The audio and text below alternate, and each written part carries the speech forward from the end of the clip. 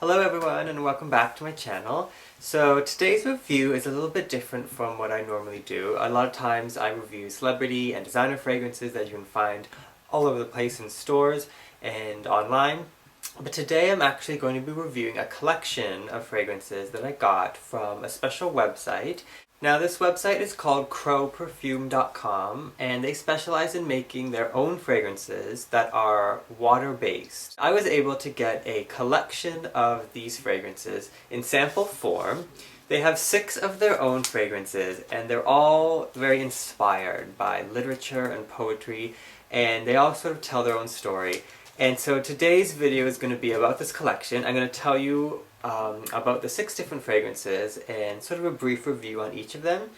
And I was also able to get my favorite fragrance in a full-size bottle, which I have right here. So I'll also be able to show you what the design of the bottle looks like, as well as the packaging.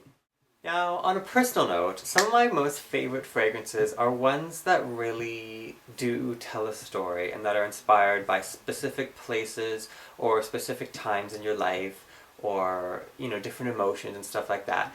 And that's what I really liked about this collection. So I'm gonna talk about the very first one. They're all numbered from 1 to 6. So number 1 is called Fruta Leche, and this one contains notes of jasmine, creamy orange, vanilla, and soft musk. So I'm just gonna quickly read to you the little piece of literature that's associated with this fragrance.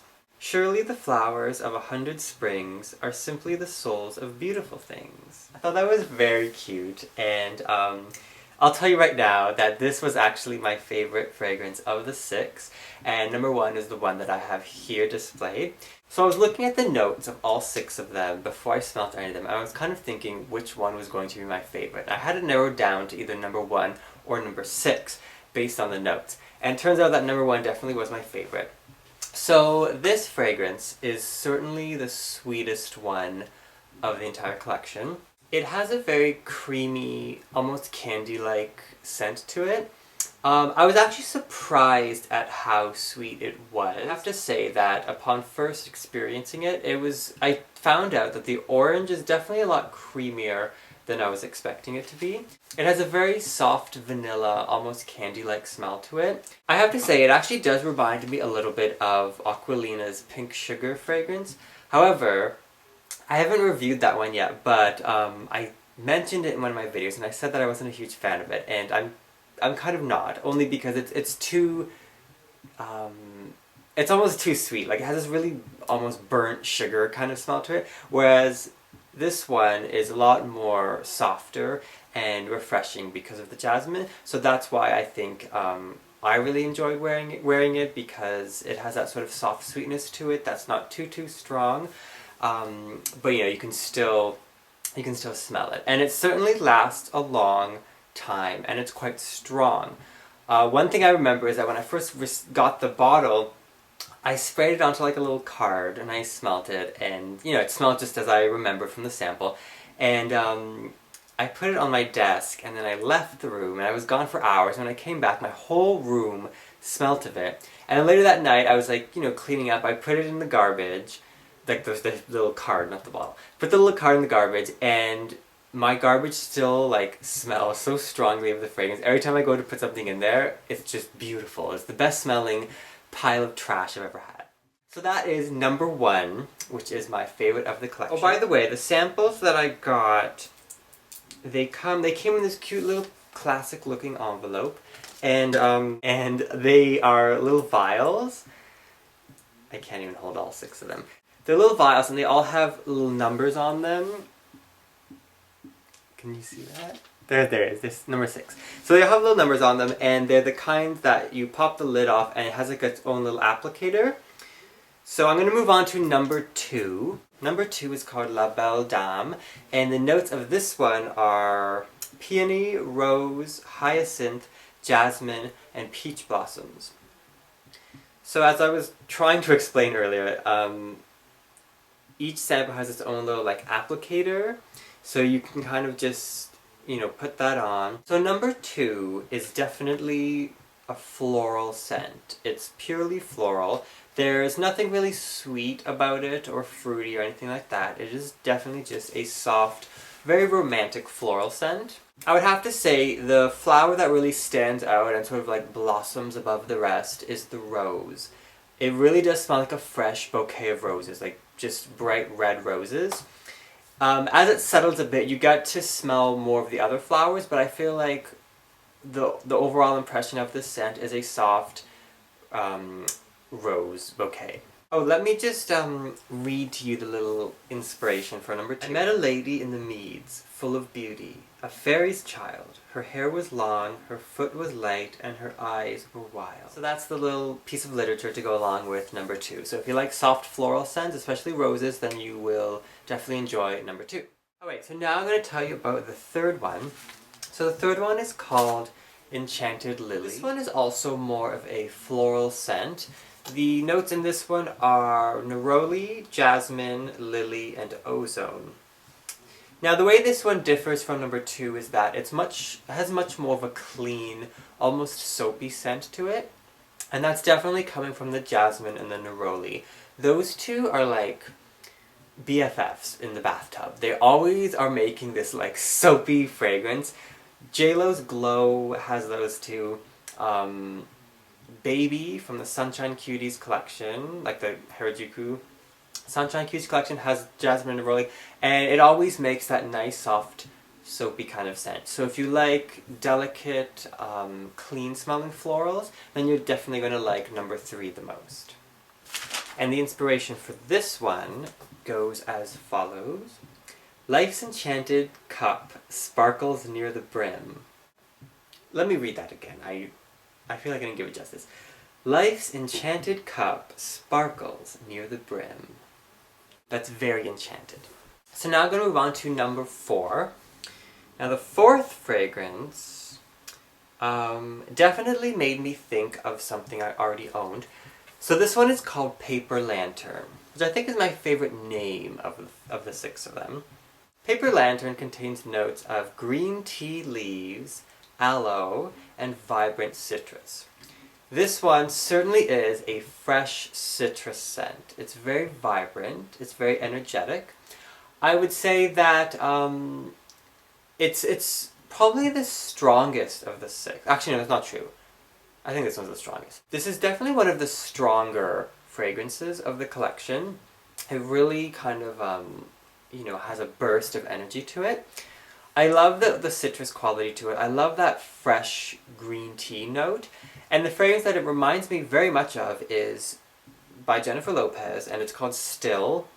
And I've reviewed that one before. It also has green tea in it, so it has that same crisp, very fresh tea quality to it. I almost picked this one because I really did love that energy that it captures. But in the end, my heart was stolen by number 1, so I didn't pick this one. But it certainly is a nice one for the summertime because it is such a bright, fun citrus scent. And the literature to go along with this one is, when the world is at all odds... No, that's not right. When the world is all at odds, and the mind is all at sea, then cease the useless tedium and brew a cup of tea. There is magic in its fragrance, there is solace in its taste, and the laden moments vanish somehow into space. The world becomes a lovely thing, there's beauty as you'll see, all because you briefly stopped to brew a cup of tea. Okay, you know what? I actually didn't read this poem until right now. I read all the other ones before, but I think I just didn't read this one. That's definitely my favorite inspiration. Oh, now I wish I picked number 4. No, that's okay. So that's number 4. That cute little cup of tea. So now we're going to go on to the 5th one. So number 5 is called Midnight Swim. Very mysterious.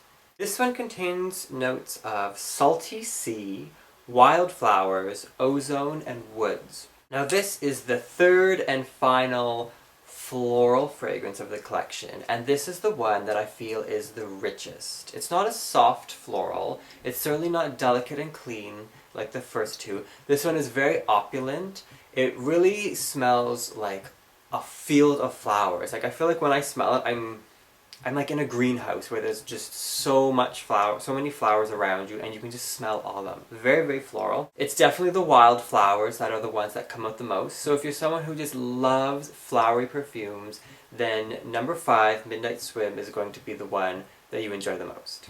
And the inspiration is, and my soul stretched its wings out wide, flew through the silent lands as though it were flying home.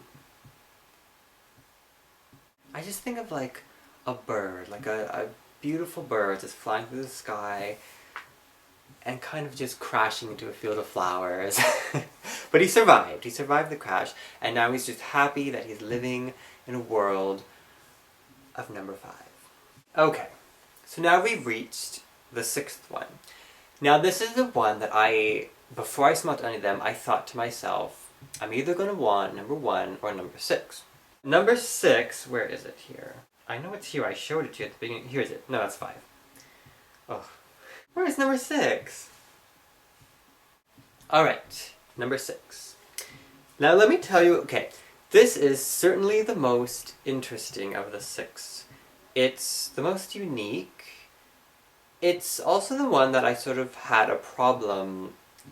I was trying to figure out what I felt about this fragrance. Do I like it? Do I not like it? Do I want it? And I'm still a little bit confused, but let me first tell you what's in the fragrance. It contains notes... Oh wait, no. Let me first tell you what it's called. The fragrance is called Luna Azul. Luna Azul. Luna Azul contains notes of cinnamon, bergamot, oak moss, tuberose, and vanilla. But the question is, what does it really smell like? I would have to say I was a little bit surprised at this one because it wasn't nearly as sweet as I was expecting it to be. The vanilla does not really steal the show away, so this isn't a sweet scent. I actually think that it's the oak moss that really shines the brightest in this one because it does smell quite woodsy, almost foresty, but you do get a sort of spice, like a lightly sweet spice kind of scent to it that's coming from the cinnamon and that vanilla. So I have to say it's the most unique of the collection because it really is an enchanted experience, and it has all those different elements to it. And the so what do they have for this one? Oh, it's a poem. Is it a poem? It was as though the sky had silently kissed the earth, so that it now had to dream of sky in shimmers of flowers. I actually think the piece of literature that inspires this fragrance kind of captures it well, because it's kind of bizarre, and I think the fragrance itself, has that sort of secret garden quality to it.